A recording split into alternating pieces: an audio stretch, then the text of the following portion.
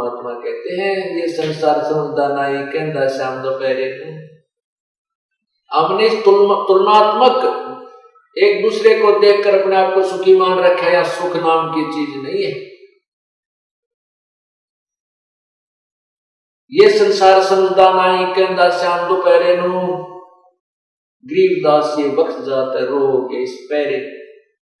इस मनुष्य शरीर के जो समय है ये पैरा है, ये पहर होती है, जैसे 8 पहर का एक दिन रात होता है। यहाँ पहर का अर्थ समय से संबंधित है कि इस समय को याद करके रोया करोगे, मनुष्य शरीर नहीं रहेगा। कुत्ते बनकर गली में खड़े होकर के सर्दी के मौसम में और ऊपर से ठंडी ठंडी फवार पड़े, वही भक्त, वो व्यक्ति जो कोठियों में बैठा था, कारों में चला करता था, एसी चलते थे उसकी कारों में, परमात्मा की भक्ति की नहीं, आज वो कहाँ लेटा हुआ है, उसी कोठी के पीछे गली के अंदर कुत्ता बन के है, और वही ऊपर को मुंह करके रो रहा है। उस समय उसको याद आती है मैंने भगवान की भक्ति नहीं की, जिस कारण से ना कोठी रही, ना कार रही, ना वो सुंदर शरीर रहा। उसके लिए परमात्मा कहते अच्छे दिन पाछे गए, अच्छे दिन पाछे गए, गुरु से किया ना हेत, अब पछतावा क्या करे भाई चिड़िया चुगी खेत। पुण्यात्मा, आप एक स्टूडेंट हैं, आप एक विद्यार्थी हैं, और आपको परमात्मा पाने वाले विद्यालय में प्रवेश प्राप्त हो चुका है। अब जिनको प्रवेश प्राप्त हो चुका है अब भी नहीं पढ़ेंगे, अर्थात अभी भक्ति नहीं करेंगे, तो क्रियाएं आपको बताई जाती हैं कि खरे नहीं रहोगे, फिर बाद में कैसे पछताओगे। एक समय ये दास जब जेई की सर्विस करता था, वहीं पर एक मजदूर मजदूरी कर रहा था, और जब वो पढ़ा करता था वो मजदूर, उसका एक साथी पढ़कर एक्सीएन लग गया इसमें B&R के अंदर, अर्थात सड़क के महकमे में। वो उसका साथी सहपाठी जो पढ़ा नहीं मजदूरी कर रहा था, वो तो उस सड़क के ऊपर टोकरियां डाल रहा था, सड़क के किनारों पर जो खड्डे हो जाते, और उसका जो सहपाठी था वो एक्सीएन कार में बैठा हुआ उसी सड़क से जा रहा था। तब वो खड़ा होकर कहता है कि ये जो जाने लग रहा ना कार में एक्सीएन, मैं ये इकट्ठा एक ही स्कूल में पढ़ा करते हैं, मेरे भाग फूट गए, मैं पढ़ा नहीं, यदि मैं पढ़ जाता तो मैं भी आज इसकी तरह कारों में चलता। तो पुण्यात्माओं, ये उस समय आपको याद आएगा जब हाथ से डोर छूट चुकी होगी। इसी प्रकार यदि अब स्टूडेंट्स हो आप विद्यार्थी हो, अर्थात ये भक्त हो, योगी हो, अब पीछे रह जाओगे, कोई पढ़ेगा नहीं तो नहीं पढ़ेगा, वो तो गधा बनेगा, और जो पढ़ गया वो देव पद को प्राप्त हो गया, यानी सतलोक चला जाएगा। फिर बाद में वो गधा पछताएगा, देखो मेरा साथी था ये तो पढ़ गया, अर्थात अपने सब कर्म धर्म को ठीक रख के अपनी भक्ति को सफल कर गया, आज ये सतलोक चला गया, मैं यही पढ़ा। तो उस समय पछताने से कोई लाभ नहीं होगा। उसके लिए परमात्मा कहते हैं अच्छे दिन पाछे गए, गुरु से क्या ना हेत, ये पछतावा के करे बिना चिड़िया चुगी खेत।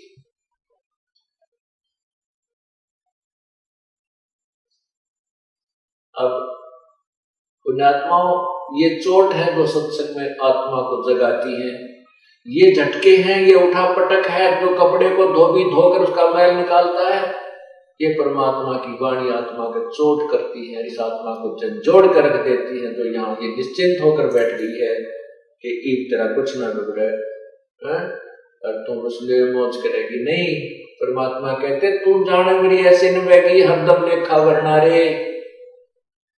अब हम जवान हैं, आप जवान हैं तो नो सोच रहे हो मैं जवान ना रहूंगा, नहीं, आप छोटे से बालक भी थे, आप जवान सदा नहीं रहोगे, एक दिन वृद्धावस्था भी आओगी, ये बाल भी दौड़े हो जाएंगे, जड़ दांत भी नहीं रहेंगी और ये शरीर यूं यूं हल्लेगा है, और फिर बहुत बुरा हाल हो जाएगा, ना जाने कोई बीमारी घर कर जाएगी, ना पता कोई और दुर्घटना घर में घट जाएगी, ये सदा ये चीज नहीं रहेगी तो सोच बैठा है। शरण पड़े को गुरु संभाले, जान का बालक बोला रे, कहे कबीर तुम चरण चित रखो, जो सोई में डोरा रे। जब आप सत्संग में आ जाते हो, सत्संग में आने के बाद आप नवजात शिशु जैसे होते हो, किसी का तो आज ही जन्म हुआ है, किसी का कल होया होगा, किसी का 10 दिन पहले, किसी का 2 महीने पहले, किसी का साल, कोई 2 वर्ष का, कोई 4 वर्ष का। अर्थात जिस दिन आपको गुरु जी का उपदेश प्राप्त हो जाता है, उस दिन से आपका मानव शरीर प्रारंभ होता है। और जब आपको ये मानव शरीर प्राप्त होता है, अर्थात प्रारंभ होता है, अर्थात आपको उपदेश गुरु का मिल जाता है, तो आप भोले भाले बालक होते हैं। आपके जो प्रारंभ में कुछ गलतियां आपकी हो जाती हैं, तो उनको एक भोला बालक जानकर संत गुरुदेव आपको संभालते हैं, अर्थात आपकी गलतियों को क्षमा कर देते हैं, आपको मांजते हैं, धोते हैं, परमात्मा के से मिलने योग्य बनाते हैं। जैसे बच्चा ने टट्टी पेशाब करके सारा शरीर खराब कर रखा होता है, कपड़े भी खराब कर रखे होते, तो माँ उसको सीने से नहीं लगाएगी, पहला साफ करेगी, धोएगी और फिर उसने नए कपड़े बना के सीने से लगाओगी, प्यार करेगी, दूध पिलाओगी। इसी प्रकार परमात्मा बताते हैं कि शरण पड़े को गुरु संभाले, जान का बालक भोला रे। आपका क्या कर्तव्य है? आपका केवल इतना काम है कि कहे कबीर तुम चरण चित राखो, जो सोई में डोराए। आपका इतना लगाव गुरुदेव में होना चाहिए, आपका इतना प्रेम बढ़ जाना चाहिए अपने गुरुदेव में, जैसे सुई के अंदर वो धागा डाल दिया जाता है, उसका लटकता रहता है, इधर जाओ चाहे इधर जाओ, उससे दूर नहीं होता, और वो लटका रहेगा धागा, तो वो यूजफुल होगा। तो हमारा आपका इतना ही काम है कि अपने गुरुदेव के अतिरिक्त आपके गुरुदेव, अपने गुरुदेव से दूर ना होना। द्वार धनी के पड़ा रहे और धक्के धनी के खावे, कहे कबीर सो काल झक झोल ही, भाई द्वार छोड़ ना जावे। द्वार धनी के पड़ा रहे और धक्के धनी के खाव, 100 काल झकझोल ही, पर द्वार छोड़ नहीं जाए। अब जैसे ये काल ने झकझोल करा था अपने साथ, ये जो कांड हुआ क्रोधा कांड, ये काल का झकझोल था, और अत्याचारी लोगों ने अपने पाप बढ़ा लिए, और हमारे बच्चे इस ज्ञान को समझ चुके थे, इसलिए धनी के द्वार से दूर नहीं हुए। कहते हैं द्वार धनी के पड़ा रहे और धक्के धनी के खावे, 100 काल झकझोल ही, पर द्वार छोड़ ना जावे। परमात्मा ने कहा कि सत मत छोड़ता सूरमा, और सत छोड़ने पत्ता, सत के बांधे लक्ष्मी फेर मिलेगी। अपने कर्म धर्म ने मत छोड़ना। यदि थोड़ी बहुत कोई आपत्ति आ जाती है, उसमें आप क्रियाक्रम भूल जाते हो, तो फिर गलत है। नहीं, अपना लगे रहना, और फिर देखना आपकी फिर वही मौज कर देगा परमात्मा। इस सत्य के रहने से कोई जो का तुम आपको सब वस्तु प्राप्त हो जाती है। क्या बताया था? आजम तेरे घटने घेरे, तो राम कर्ण ना पावेगा। अंत समय में जो भक्तिहीन प्राणी होता है, जो परमात्मा को याद नहीं करता, पूर्ण संत से उपदेश नहीं लेता, तो मरता है। उस समय यम के दूत कुछ समय पहले आ जाते हैं उसके पास, और ये मनुष्य शरीर हमारा श्वासों से निर्धारित है, आयु जो हमारी श्वासों से निर्धारित है। तो यम के दूतों को पता होता है कि इसके घंटे 2 घंटे के श्वास रहते हैं, कि 20 मिनट के हैं, यानी 1000 हैं, 2000 हैं, 50 कितने हैं, कितने सांस इसके शेष हैं। तो उस समय उसकी गर्दन बंद कर देते हैं, उसकी जुबान बंद कर देते हैं, वो बोल नहीं सकता।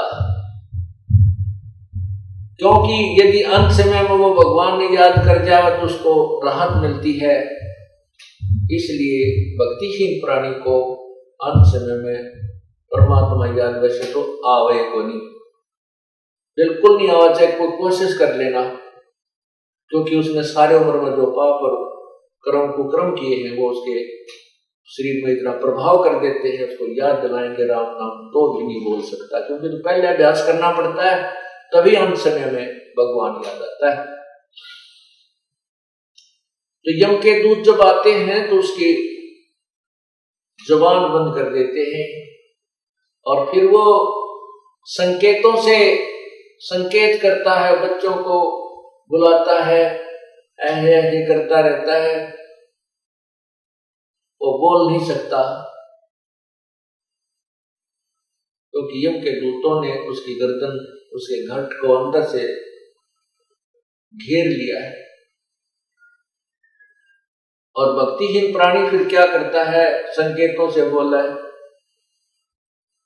अब देखो अंत समय में राम नाम उसके याद आएगा जो पहले अभ्यास कर रहा है।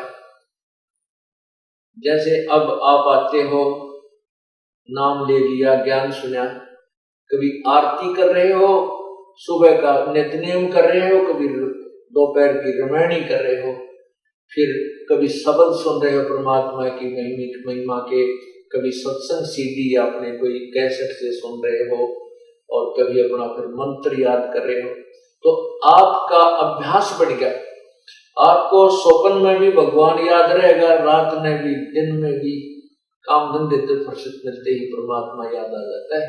और जब आपकी मृत्यु होगी आपका ही भगवान याद आएगा फिर, क्योंकि अंत समय में जब हम भगवान को, क्योंकि गीता जी में लिखा है 8वें अध्याय के 13वें श्लोक में कि अर्जुन मेरा एक ओम मंत्र है, इसका अंतिम सांस तक, आखिरी सांस तक, मरते समय तक इसको याद करता हुआ शरीर छोड़कर जाएगा तो मेरे वाली गति को प्राप्त होगा। और 8वें अध्याय के 8 से लेकर 10 3 मंत्रों में ये कहा कि उस परमात्मा की भक्ति करता हुआ जो प्राणी अंतिम सांस तक उसकी भक्ति करता शरीर छोड़कर जाता तो उसको प्राप्त हो जाता है। और ये बिल्कुल सही है।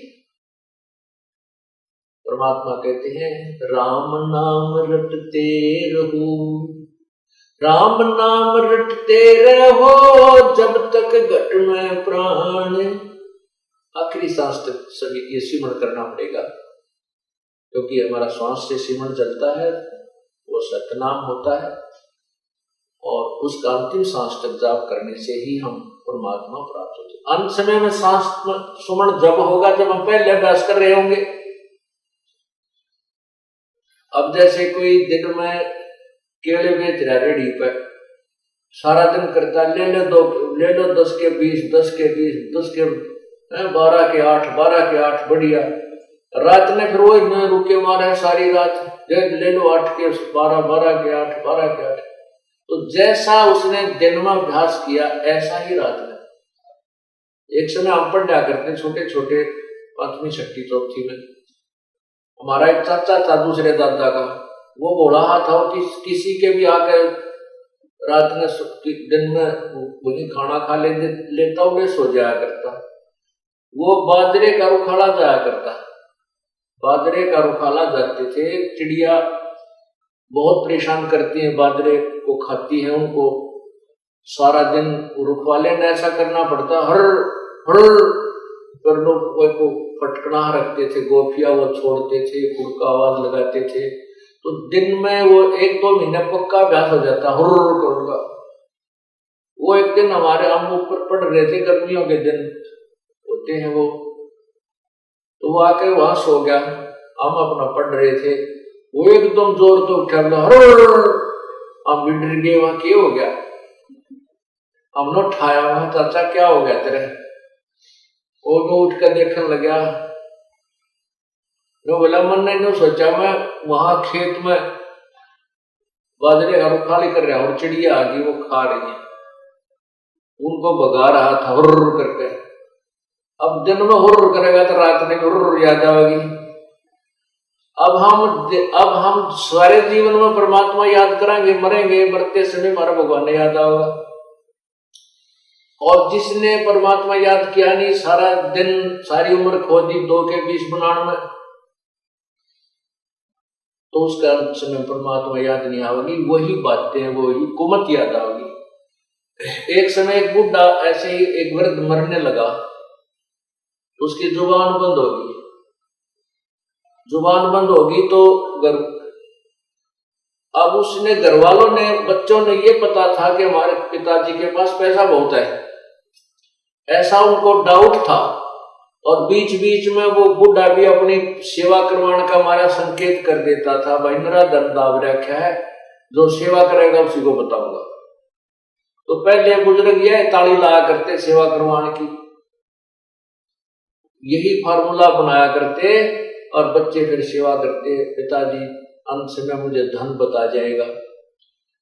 तो उन बच्चों को शंका होगी कि पिता, और वो वृद्ध की जुबान बंद होगी, वो संकेत कर रहा है, ऐसे ऐसे ऐसे कर रहा है। बच्चों ने सोचा पिताजी बोल नहीं पा रहा है और धन बताना चाहता है, ये मृत्यु को प्राप्त होने वाला है। उन बच्चों को पता था कि एक दूसरे गांव में एक व्यक्ति है जो ऐसी दवाई मुंह में डाल देता है या इंजेक्शन लगाता है, वो 500 रुपए लेता है, और जब तक उस व्यक्ति के श्वास हैं 2 मिनट 4 मिनट, वो जुबान खोल देता है, बोल लेता है।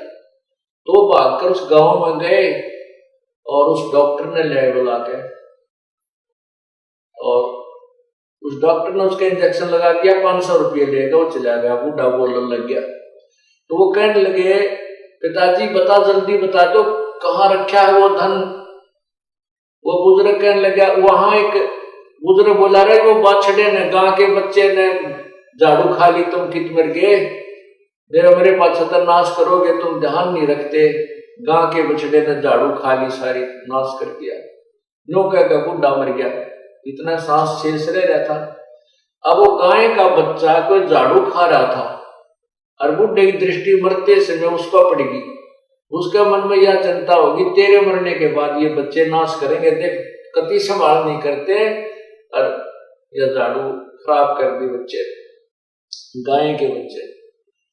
अब उन 2 बच्चों ने माथे माथ मारा, पिताजी यह 2.5 अन्ना की झाड़ू 500 रुपए में पड़ेगी। अब बुढ़े ने सारी उम्र यही चिंता रखी, अंत समय में ये नहीं करते, ये नहीं करते, राम नाम रटा नहीं, तो अंत समय में वृत्ति वही हो जाती, वैसी हो जाती। और जहां आशा ता बासा हुई, मन कर्म वचन सोमरी सोई, जहां आशा ता वासा हुई, मन कर्म वचन सुमरियो सोई। अब जैसे गीता जी के अध्याय नंबर 8 के 13 मंत्र में कहा कि मेरी भक्ति करेगा तो मुझे प्राप्त होगा। 8वें अध्याय के 7वें श्लोक में भी कहा कि अर्जुन तू मेरी भक्ति कर, युद्ध भी कर, मुझे प्राप्त होगा।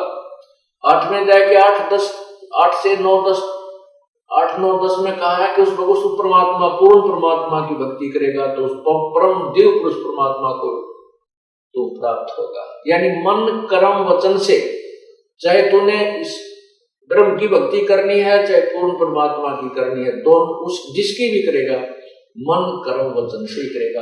हाँ, जहां आशा ता बासा हुई, अगर आपकी आशा उस ब्रह्म में रहेगी तो ब्रह्म के लोक में रह जाएगा, आपकी अंत समय में आशा सतलोक में दृढ़ होगी तो आप सतलोक चले जाओगे। लेकिन जाओगे कमाई अच्छी कर ली होगी तभी। और जिसने कोई सी भी भक्ति नहीं करी, वो कहाँ जाएगा? जैसे वो अंश में मरते समय बच्चा में चिंता होगी, बच्चों में अपने परिवार में ममता रह जाती है, और वही मर कर फिर पशु बन जाएगा, कोई कुतिया बन जाएगी, कोई कुत्ता बन जाएगा, कोई गधा बन जाएगा, या कोई बैल बने, कोई पशु